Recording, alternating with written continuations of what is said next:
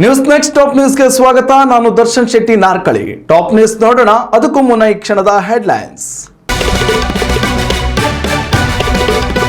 ಉತ್ತರ ಕರ್ನಾಟಕದ ಉದ್ಯೋಗಾಕಾಂಕ್ಷಿಗಳ ಸಮರಕ್ಕೆ ಮಣಿದ ಸರ್ಕಾರ. 50,000ಕ್ಕೂ ಅಧಿಕ ಹುದ್ದೆಗಳ ಭರ್ತಿಗೆ ಅಸ್ತು. ಸಂಪುಟ ಸಭೆಯಲ್ಲಿ ಮಹತ್ವದ ತೀರ್ಮಾನ. ಖಾಲಿ ಹುದ್ದೆಗಳ ನೇಮಕಾತಿ ತೊಡಕು ನಿವಾರಣೆ. ಸಚಿವರ ನಿಯೋಗದ ಮನವಿಗೆ ರಾಜ್ಯಪಾಲರ ಸ್ಪಂದನೆ. ಒಳ ಮೀಸಲು ವಿಧೇಯಕಕ್ಕೆ ಗವರ್ನರ್ ಅಂಕಿತ.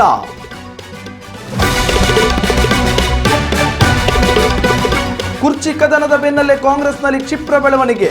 ಬರ್ತ್ಡೇ ನೆಪದಲ್ಲಿ ಡಿಕೆಶಿ ಬೆಂಬಲಿಗರ ಖಾಸಗಿ ಸಭೆ. ಹೈಕಮಾಂಡ್ಗೆ ಒತ್ತಡ ಹೇರುವ ಬಗ್ಗೆ ನಡೀತಾ ಚರ್ಚೆ. ವೈವಾಹಿಕ ಜೀವನಕ್ಕೆ ಕಾಲಿಟ್ಟ ರಶ್ಮಿಕಾ ಮಂದಣ್ಣ. ಪತಿ ವಿಜಯೊಂದಿಗಿನ ಫೋಟೋ ಹಂಚಿಕೊಂಡ ಕಿರಿಕ್ ಬೆಡಗಿ. ಕ್ಯಾಪ್ಷನ್ ಮೂಲಕ ಅಭಿಮಾನಿಗಳಿಗೆ ನೀಡಿದ್ರ ಸ್ಪಷ್ಟನೆ. ಟೀಂ ಇಂಡಿಯಾ ಸೆಮಿಫೈನಲ್ ಕನಸು ಮತ್ತೆ ಜೀವಂತ. ಜಿಂಬಾಬ್ವೆ ವಿರುದ್ಧ ಗೆದ್ದು ಬೀಗಿದ ಭಾರತ. ಅಭಿಷೇಕ್ ಶರ್ಮಾ, ಹಾರ್ದಿಕ್ ಪಾಂಡ್ಯ ಭರ್ಜರಿ ಬ್ಯಾಟಿಂಗ್ ಪ್ರದರ್ಶನ.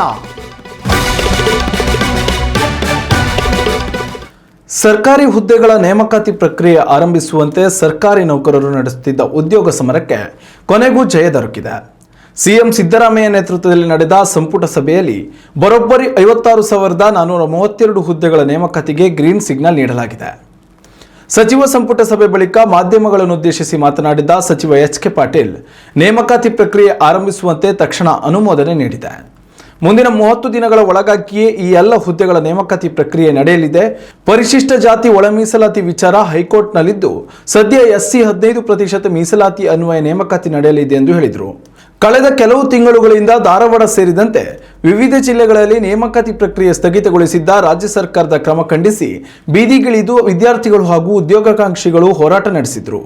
ಉದ್ಯೋಗಾಕಾಂಕ್ಷಿಗಳ ಆಕ್ರೋಶಕ್ಕೆ ಕೊನೆಗೂ ಮಣಿದ ರಾಜ್ಯ ಸರ್ಕಾರ ಈ ನಿರ್ಧಾರ ಪ್ರಕಟಿಸಿದ್ದು ಉದ್ಯೋಗ ಸಮರಕ್ಕೆ ಬಹುದೊಡ್ಡ ಜಯ ದೊರಕಿದಂತಾಗಿದೆ. ಉತ್ತಮ ಸಂಸ್ಕಾರಯುತ ಶಿಕ್ಷಣದೊಂದಿಗೆ VSS English medium CBSE school Udupi Muddur. ನರ್ಸರಿಯಿಂದ 10ನೇ ತರಗತಿವರೆಗೆ ಶಿಕ್ಷಣದ ಜೊತೆಗೆ 5ರಿಂದ 10ನೇ ತರಗತಿವರೆಗಿನ ವಿದ್ಯಾರ್ಥಿನಿಯರಿಗೆ ಉತ್ತಮ ಹಾಸ್ಟೆಲ್ ಸೌಲಭ್ಯವೂ ಇದೆ. ನಿಮ್ಮ ಮಕ್ಕಳ ಪ್ರವೇಶಾತಿಗಾಗಿ ಈ ಸಂಖ್ಯೆಗೆ ಕರೆ ಮಾಡಿ. ಸರ್ಕಾರದ ನಾನಾ ಇಲಾಖೆಗಳಲ್ಲಿ ನೇರ ನೇಮಕಾತಿ ಪ್ರಕ್ರಿಯೆ ಕೈಗೆತ್ತಿಕೊಳ್ಳಲು ತೊಡಕಾಗುತ್ತಿದ್ದ ಹಾದಿಗೆ ಕೊನೆಗೂ ರಾಜ್ಯಪಾಲರು ಸಕಾರಾತ್ಮಕ ಸ್ಪಂದನೆ ನೀಡಲಿದ್ದಾರೆ. ಪರಿಶಿಷ್ಟ ಜಾತಿಗಳ ಉಪವರ್ಗೀಕರಣ ವಿಧೇಯಕಕ್ಕೆ ರಾಜ್ಯಪಾಲರಾದ ತಾವರ್ಚಂದ್ ಗೆಹ್ಲೋಟ್ ಕೊನೆಗೂ ಅಂಕಿತ ಹಾಕಿದ್ದಾರೆ. ಇದರಿಂದ ರಾಜ್ಯ ಸರ್ಕಾರಕ್ಕೆ ಉದ್ಯೋಗ ನೇಮಕಾತಿ ಹಾದಿ ಮತ್ತಷ್ಟು ಸುಗಮಗೊಂಡಂತಾಗಿದೆ. ರಾಜ್ಯಪಾಲರನ್ನ ಭೇಟಿ ಮಾಡಿದ್ದ doctor G Parameshwar, KH Muniyappa, doctor HC Mahadevappa, RB Timmapur, Satish Jarkiholi ಮತ್ತು ಪ್ರಿಯಾಂಕಾ ಖರ್ಗೆ ನೇತೃತ್ವದ ಸಚಿವರ ನಿಯೋಗ ನೇರ ನೇಮಕಾತಿ ಪ್ರಕ್ರಿಯೆಗೆ ಸರ್ಕಾರಕ್ಕೆ ಎದುರಾಗುತ್ತಿರುವ ತೊಡಕುಗಳ ಬಗ್ಗೆ ಮನವರಿಕೆ ಮಾಡಿದೆ. ಲಕ್ಷಾಂತರ ಹುದ್ದೆಗಳು ಖಾಲಿ ಬಿದ್ದಿವೆ. ಉದ್ಯೋಗಾಕಾಂಕ್ಷಿಗಳು ಪಟ್ಟು ಬಿಡದೆ ಪ್ರತಿಭಟನೆ ನಡೆಸುತ್ತಿದ್ದಾರೆ. ಈ ವಿಧೇಯಕ ಜಾರಿಯಾಗದೆ ನೇರ ನೇಮಕಾತಿ ಸಾಧ್ಯವಾಗುವುದಿಲ್ಲ ಎಂದು ರಾಜ್ಯಪಾಲ ತಾವರ್ಚಂದ್ ಗೆಹ್ಲೋಟ್ರಿಗೆ ವಾಸ್ತವ ಸ್ಥಿತಿ ಬಗ್ಗೆ ತಿಳಿಸಿದೆ. ಸಚಿವರ ನಿಯೋಗದ ಮನವಿಗೆ ಸಕಾರಾತ್ಮಕ ಸ್ಪಂದನೆ ನೀಡಿದ ರಾಜ್ಯಪಾಲರಾದ ಗೆಹ್ಲೋಟ್, ನ್ಯಾಯಮೂರ್ತಿ ನಾಗಮೋಹನ್ ದಾಸ್ ವರದಿ ಆಧರಿಸಿ ಪರಿಶಿಷ್ಟ 101 ಜಾತಿಗಳಿಗೆ ನಿಗದಿಪಡಿಸಿರುವ ಉಪವರ್ಗೀಕರಣ ಮತ್ತು ಮೀಸಲು ವಿಧೇಯಕವನ್ನು ಅನುಮೋದಿಸಿದ್ದಾರೆ. ಇದರಿಂದಾಗಿ ಪರಿಶಿಷ್ಟ ಜಾತಿ ಒಳ ಮೀಸಲು ಜಾರಿಯಾದ ಬಳಿಕವಷ್ಟೇ ನೇಮಕಾತಿ ಪ್ರಕ್ರಿಯೆ ನಡೆಸಬೇಕು ಎಂಬ ನಿಲುವು ಹೊಂದಿದ್ದ ರಾಜ್ಯ ಸರ್ಕಾರದ ಹಾದಿ ಮತ್ತಷ್ಟು ಸುಗಮಗೊಂಡಿದೆ. ರಾಜ್ಯದಲ್ಲಿ ಅಧಿಕಾರ ಬದಲಾವಣೆ ಚರ್ಚೆ ತಣ್ಣಗಾಯಿತು ಅನ್ನೋವಾಗಲೇ ಕ್ಷಿಪ್ರ ಬೆಳವಣಿಗೆ ಒಂದು ಸಂಭವಿಸಿದೆ. ಸಿಎಂ ಸಿದ್ದರಾಮಯ್ಯ ಹಾಗೂ DCM DK ಶಿವಕುಮಾರ್ ಬಣದ ನಡುವೆ ಮುಸುಕಿನ ಗುದ್ದಾಟ ಮುಂದುವರಿಯುತ್ತಲೇ ಇದೆ. ಇದೀಗ ಈ ಮಾತಿಗೆ ಪುರಾವೆ ಎಂಬಂತೆ ಖಾಸಗಿ ಹೋಟೆಲ್ ಒಂದರಲ್ಲಿ DK ಶಿವಕುಮಾರ್ ಬೆಂಬಲಿಗರು ರಹಸ್ಯ ಸಭೆ ನಡೆಸಿದ್ದಾರೆ.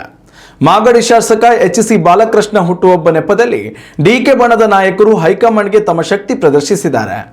ಬೆಂಗಳೂರಿನ ಖಾಸಗಿ ಹೋಟೆಲ್ನಲ್ಲಿ ನಡೆದ ಸಮಾರಂಭದಲ್ಲಿ D Sudhakar, Mankal Vaidya, CP Yogeshwar, TB Jayachandra, NA Haris, Ganesh Hukkeri, Kunigal Ranganath, Prakash Koliwad 40ಕ್ಕೂ ಅಧಿಕ ಶಾಸಕರು ಭಾಗಿಯಾಗಿದ್ದಾರೆ. ಇನ್ನು ಈ ವಿಚಾರವಾಗಿ ಮಾತನಾಡಿದ ಮಾಗಡಿ ಶಾಸಕ HC ಬಾಲಕೃಷ್ಣ, ನಾಯಕತ್ವ ಬದಲಾವಣೆ ವಿಚಾರದಲ್ಲಿ ಹೈಕಮಾಂಡ್ ಒಂದು ಅಂತಿಮ ನಿರ್ಧಾರಕ್ಕೆ ಬರಬೇಕು. ಈ ಗೊಂದಲ ಇದೇ ರೀತಿ ಮುಂದುವರಿದರೆ ಮುಂದಿನ ಚುನಾವಣೆ ಸಂದರ್ಭದಲ್ಲಿ ಕಷ್ಟವಾಗಲಿದೆ ಎಂದು ಹೇಳಿದ್ದಾರೆ. ಟಾಲಿವುಡ್ನ ಖ್ಯಾತ ಜೋಡಿ ರಶ್ಮಿಕಾ ಮಂದಣ್ಣ ಹಾಗೂ ವಿಜಯ್ ದೇವರಕೊಂಡ ವೈವಾಹಿಕ ಜೀವನಕ್ಕೆ ಕಾಲಿಟ್ಟಿದ್ದು ತಮ್ಮ ಸೋಷಿಯಲ್ ಮೀಡಿಯಾ ಖಾತೆಗಳಲ್ಲಿ ಮದುವೆ ಫೋಟೋವನ್ನು ಹಂಚಿಕೊಂಡಿದ್ದಾರೆ. ರಾಜಸ್ಥಾನದ ಉದಯಪುರದಲ್ಲಿ ನಡೆದ ಅದ್ದೂರಿ ವಿವಾಹ ಸಮಾರಂಭದಲ್ಲಿ ರಶ್ಮಿಕಾ ಹಾಗೂ ವಿಜಯ್ ದಕ್ಷಿಣ ಭಾರತದ ರಾಜರಾಣಿಯರಂತೆ ಕಂಗೊಳಿಸಿದ್ದಾರೆ. ಶ್ವೇತವರ್ಣದ ಧೋತಿ ಹಾಗೂ ಕೆಂಪು ಬಣ್ಣದ ಶಲ್ಯ ಮತ್ತು ಪುರಾತನ ಕಾಲದ ಮಾದರಿಯ ಆಭರಣಗಳಲ್ಲಿ ನಟ ವಿಜಯ್ ದೇವರಕೊಂಡ ಥೇಟ್ ಮಹಾರಾಜನಂತೆ ಮಿಂಚಿದ್ದಾರೆ.